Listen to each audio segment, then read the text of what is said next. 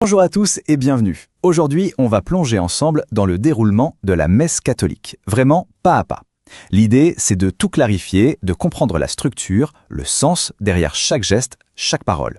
Allez, c'est parti. On s'est tous déjà posé la question, non? On se lève, on s'assoit, on répond des choses. Parfois, on peut avoir l'impression de suivre un mouvement sans vraiment tout saisir. Eh bien, si ça résonne, pas de panique. C'est exactement pour ça qu'on est là, pour démystifier tout ça ensemble. Alors, la clé pour tout comprendre, c'est de voir la messe non pas comme un grand bloc, mais plutôt comme un voyage. Un voyage qui se fait en 4 grandes étapes. Et une fois qu'on a cette carte en tête, vous allez voir, tout s'éclaire. Bon alors, c'est quoi cette fameuse feuille de route? On a d'abord le temps de l'accueil, ensuite la liturgie de la parole, après ça, on plonge au cœur du sujet, la liturgie de l'Eucharistie, et on termine avec le temps de l'envoi. Simple, non? Allez, on commence. Donc, première partie, le temps de l'accueil. Pensez-y comme le hall d'entrée de la célébration. C'est le moment où tout le monde arrive, se rassemble, où la communauté se forme et où chacun, se prépare intérieurement à ce qui va suivre. Et attention, c'est bien plus qu'un simple bonjour, c'est une vraie séquence, très rythmée.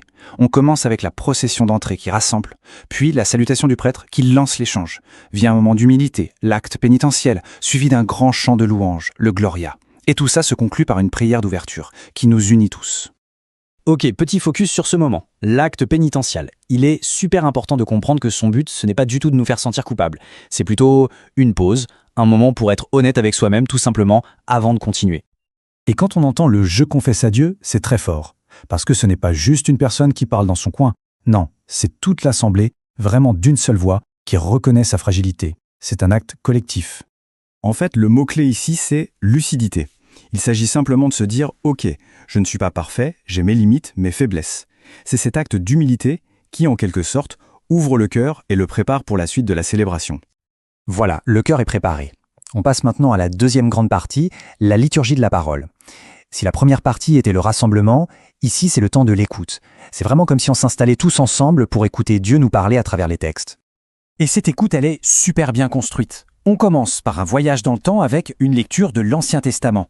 Puis, on fait une pause priante avec le psaume. Ensuite, une lettre des apôtres, un peu comme un conseil des premiers chrétiens. Et là, tout le monde se lève, on chante l'Alléluia et c'est le moment de l'Évangile, la vie de Jésus. Après ça, on a l'homélie pour tout nous expliquer, le credo pour dire ce qu'on croit et la prière universelle pour penser au monde entier. Ah, il y a ce petit geste juste avant l'Évangile qui est génial. On fait une petite croix sur le front, puis sur la bouche, puis sur le cœur. C'est tout simple, mais c'est hyper profond. C'est une manière de dire, sans parler, que cette parole entre dans ma tête pour que je la comprenne, sur mes lèvres pour que je la partage, et dans mon cœur pour que je la vive. Ensuite, après que le prêtre a expliqué les textes, tout le monde se lève. C'est l'heure du credo, la profession de foi.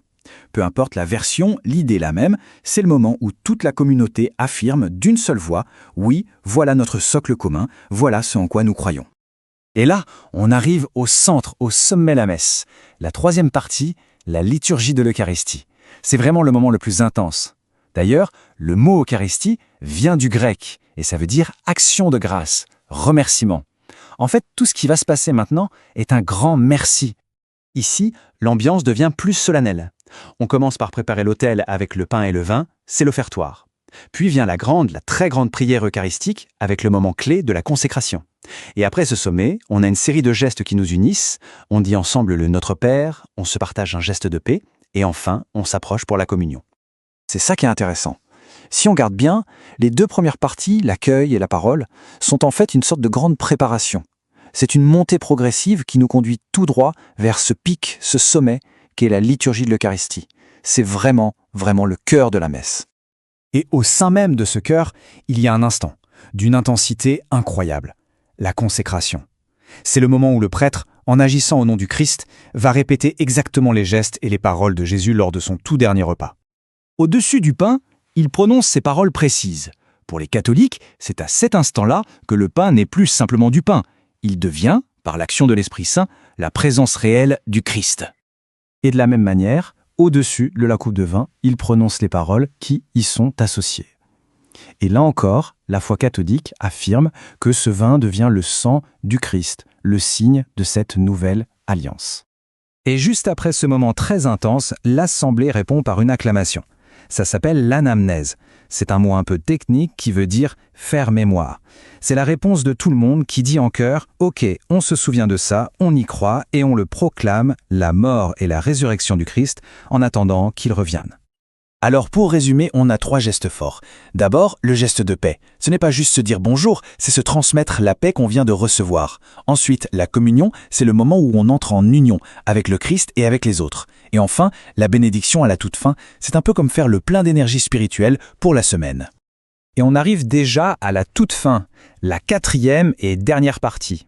Très courte, mais attention, peut-être la plus cruciale pour notre quotidien. C'est le temps de l'envoi. Et ce n'est pas juste la fin, c'est en fait un nouveau départ. Vous savez, quand le prêtre dit « Allez dans la paix du Christ », ce n'est pas juste « Au revoir et bonne journée ». C'est bien plus fort que ça. C'est un envoi en mission. C'est comme s'il disait « Maintenant, prenez tout ce que vous avez vécu ici et portez-le dans votre vie, dans le monde ». Ce visuel résume tout parfaitement. On voit bien que le gros de la messe, le cœur, c'est la parole et l'Eucharistie, c'est l'écoute et le don. Et tout ça est encadré par 2 moments plus brefs mais essentiels, l'accueil pour nous préparer et l'envoi pour nous lancer dans le monde. Et c'est sur cette idée qu'on va se quitter. Une idée assez puissante finalement. La messe ne se termine pas vraiment quand les portes de l'église se referment. En fait, c'est précisément à ce moment-là que tout commence. La célébration est peut-être finie, mais la mission, elle, ne fait que démarrer.